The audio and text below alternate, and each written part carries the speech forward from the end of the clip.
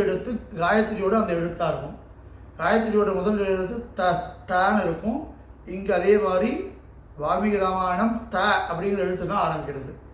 தபஸ்வாத்தியாய நிரதம் தபஸ்வீவாக்பிதாம் வரம் நாரதம் பரிபிரப்ரச்ச வால்மீகேர்முனி புங்கவம் கோன்வஸ்மின் சாம்பிரதம் லோகே குணவான் கச்ச வீரியவான் தர்மஜ்யஸ்ய கிருதஜ்யஸ்ய சத்யவாக்யோ திருடவ்ரதகம் சாரித்ரேண ச கோயுக்தः சர்வபோதேஷு கோஹிதः विद्वान् कः समर्थश्च कस्यैह प्रियदर्शनः आत्मवान् कोचिदक्रोधो युधिमान् कोणसूयकः कस्य विप्रति देवा च जातरोषस्य संयुगे एतच्च साम्यागं श्रोतुं परं कौतुलो मे कौतूहलं मे.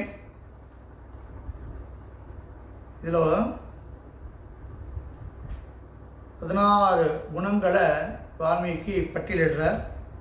அந்த 16 குணங்கள் என்னென்னங்கிறத ஒன்றொன்னா பார்த்துன்னு வருவோம். குணவான் வீரியவான் தர்மஜ்யஸ்ய கிருதஜ்யஸ்ய சத்யவாக்கியः திருடவ்ரதः சாரித்ரேண ச கோயுக்தः சர்வபூதேஷு கோஹிதः க சமர்த்தச்சः கஸ்யைஹ பிரியதர்ஷனः வித்வான் கः ஆத்மவான் இதக்ரோதः யுதிமான் கோணசூயக கஸ்ய பிப்யதி தேவாச்ச ஜாதரோசஸ்ய சன்யுகே. இதான் அந்த 16 குணங்கள். அந்த 16 குணங்களும் நிரம்பியவன் தான் ஸ்ரீராமன்னு நாரதர் யார்? அவர் தான் ஆச்சாரியன் சாதிக்கணும். வால்மீகி கேட்டுட்டார். ஆனால் நாரதர் பதில் உடனே சொல்லவே இல்லை. என்ன சொல்கிறாருன்னா, பகவோ துர்லபா செய்வ ஏத்வயா கீர்த்திதா குணாக முனே வக்ஷ்யாம் அகம் புத்வா தைர்யுக்த ஸ்ரீயதாம் நரஹ. பகவோ துர்லபா செய்வ.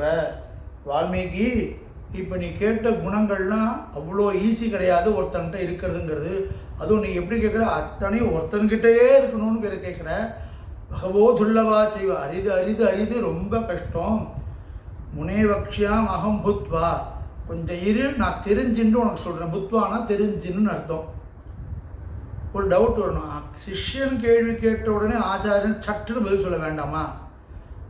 புத்வானா தெரிஞ்சுண்டுன்னு அர்த்தமானா இப்போ தான் ஆச்சாரியன் தெரிஞ்சுக்க போகிறாரா அப்படின்னா, புத்வானுக்கு நம்ம ஆச்சாரியன் என்ன அர்த்தம் பண்ணியிருக்கான்னா, தெரிஞ்சுண்டு இல்லை தேத்திண்டுன்னு அர்த்தம்.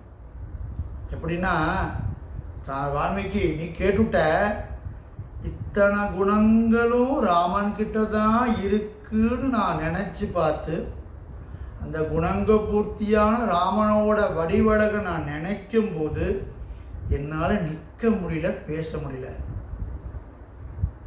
ஆக்லாத சீத நேத்ராம்புகு புலகைகத வாத்ரவான் சதா பரகுணா விட்டா திரட்டவியா சர்வதேவிகி வனவழிந்து தேரொழிந்து வனமே மேவின்னு சொல்வார். பெருமாளை பார்த்தோன்னே மயக்கம் வரணும், கால் தழுதெடுக்கணும், உடல் எனக்கு உருகுமாலோ என் செய்ய உலகத்தீரன் துணடிப்படியாழ்வா சாதிக்கிறார். பெருமாளை பார்த்தோன்னே உடம்பு உருகி ஊற்றணும். கல் மாதிரி கட்ட மாதிரி நின்றுட்டோன்னா ஒன்றும் பக்தி வரலைன்னு அர்த்தம். கிருஷ்ணன் ராமன் நிருசிம்மன் சொன்னால் கண்லேன்னு தண்ணி வரணும், உடம்பு உருகணும், என்பு உருகி அன்பு பெருகணும். அப்படி இருந்தால் தான் பக்தன். நாரதர் பரமபக்தன் ஒன்றும் அவரால் நிற்க முடியல. ராமன் அப்படி நினச்சோன்னு உருக ஆரம்பிச்சுட்டார். ஒரு நிமிஷம் இரு வால்மீகி, நான் தேத்திக்கிறேன், என்ன தேத்தின்னு சொல்கிறேன்னு சொல்லிவிட்டு அடுத்த ஸ்லோகத்தை சொல்கிறார். இக்ஷ்வாகு வம்ச பிரபவோ ராமோ நாம ஜனைஸ்ருதா.